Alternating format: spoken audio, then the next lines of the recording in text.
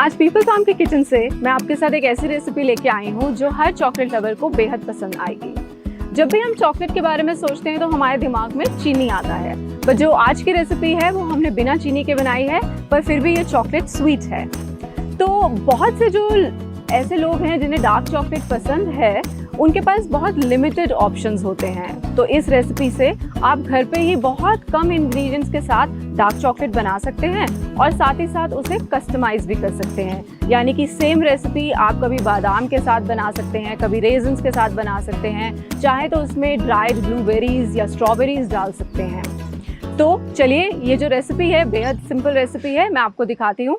इस रेसिपी को बनाने के लिए हमने ककाओ बीन्स का इस्तेमाल किया है, या फिर आप उसे डार्क चॉकलेट से भी बना सकते हैं। मैं आपको दोनों तरीके दिखाती हूँ। सबसे पहले हमने लिए हैं रॉ ककाओ बीन्स, उसको हमने रोस्ट कर लिया है और उसका छिलका उतार लिया है। इस चॉकलेट को आप अपने हिसाब से कस्टमाइज कर सकते हैं, यानी कि आप चाहें तो इसमें बादाम ऐड कर सकते हैं, काजू का यूज़ कर सकते हैं, इसमें पंपकिन सीड्स डाल सकते हैं या सनफ्लावर सीड्स डाल सकते हैं। अगर आप इसमें कुछ और डालना चाहें तो आप इस स्टेप में वो सब चीज़ें भी तैयार कर सकते हैं। इस रेसिपी में हम चीनी का इस्तेमाल नहीं कर रहे। इसको चॉकलेट को मीठा बनाने के लिए हमने खजूर का इस्तेमाल किया है।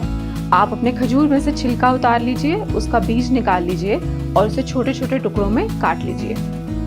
जो ककाओ बीन्स हमने साफ किए हैं उसको अब हम ब्लेंडर में डालेंगे और उसको हम तब तक ब्लेंड करेंगे जब तक वो लिक्विड चॉकलेट नहीं बन जाती।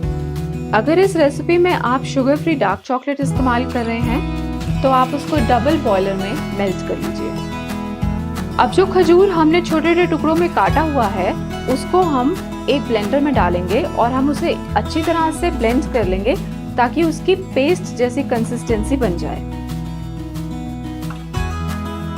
अब उसी जार में जिसमें आप डेट्स की पेस्ट बना चुके हैं उसमें आप मेल्टेड चॉकलेट डाल लीजिए और दोनों को अच्छी तरह से मिक्स कर लीजिए।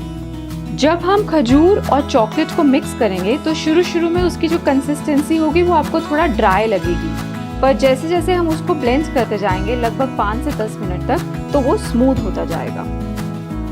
अब चॉकलेट सेट करने के लिए आप किसी भी ट्रे का इस्तेमाल कर सकते हैं। उस पे एक थिन लेयर आप कोकोनट ऑयल की लगा दीजिए।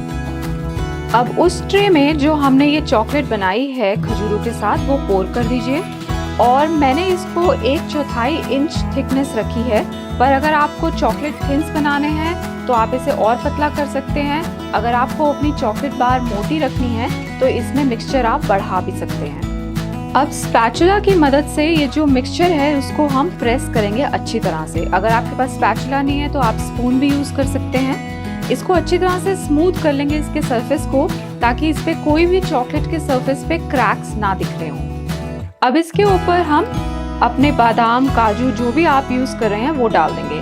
आप इसे होल भी डाल सकते हैं या आप चाहें तो इसको क्रश कर भी डाल सकते हैं।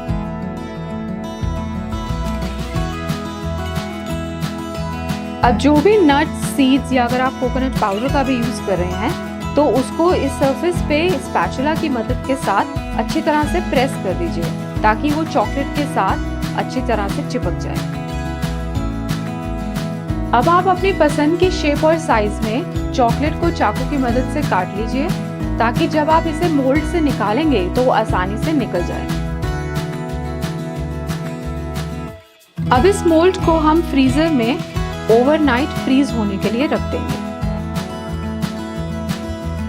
अब इस फ्रोजन चॉकलेट को हम चाकू की मदद से मोल्ड से निकाल लेंगे और ये चॉकलेट रेडी है। अगर आप इसे स्टोर करना चाहते हैं तो एक एयरटाइट कंटेनर में इस चॉकलेट को आप फ्रिज में स्टोर कर सकते हैं। अगर आपको ये रेसिपी पसंद आई हो तो आप अपने दोस्तों के साथ इसे शेयर करिए, या अगर आपने इसको किसी डिफरेंट तरीके से बनाया हो तो हमें प्लीज़ कमेंट में ज़रूर बताइएगा।